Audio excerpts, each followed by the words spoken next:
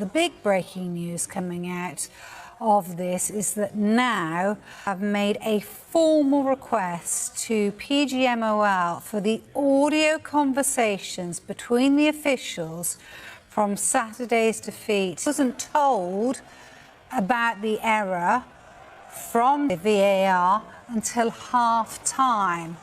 So the crux of it was that now, due to IFAB rules, they're not allowed to intervene after that.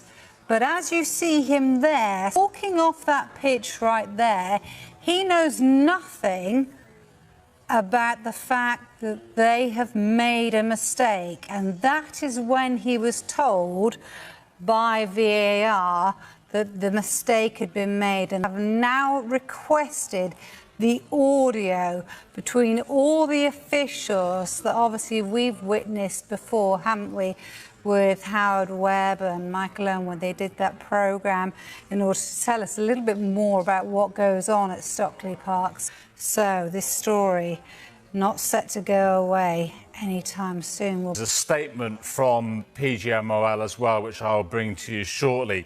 But I just want to get an initial reaction from our panel. What did he make of that? Wow.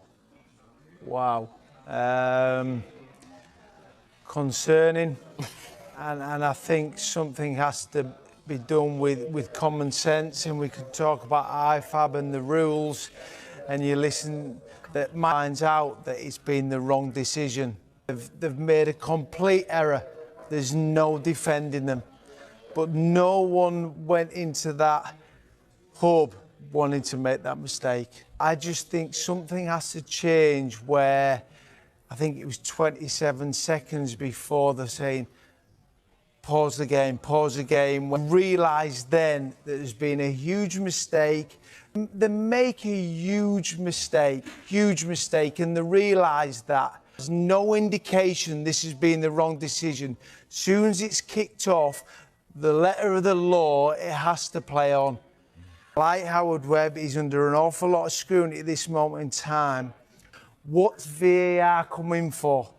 To get the right decision, and that was clearly wrong. Arsenal have gone 9 points clear at the top, and once again the conversation isn't just about football.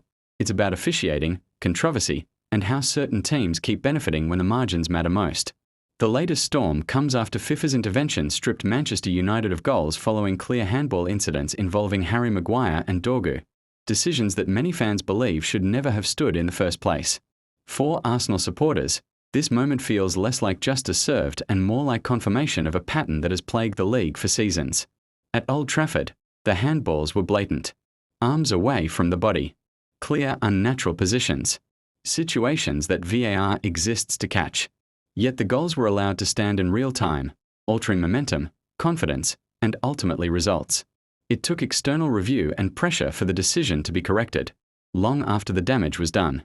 For Arsenal, who have dropped points this season due to microscopic VAR lines, delayed whistles, and interpretation-based calls, the contrast is impossible to ignore. When Arsenal sneeze, the rulebook is slammed shut.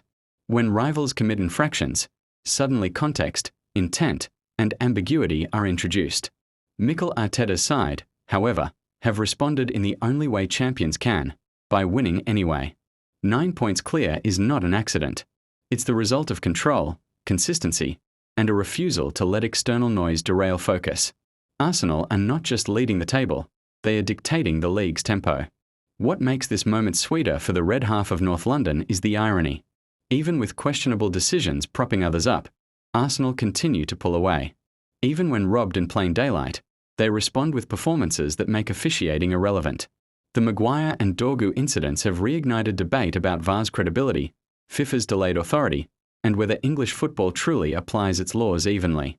Fans aren't asking for favours, they're asking for fairness in real time, not apologies after the fact.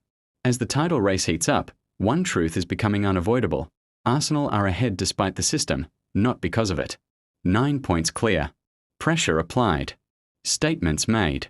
The table doesn't lie. The gap is real. And Arsenal are setting the pace.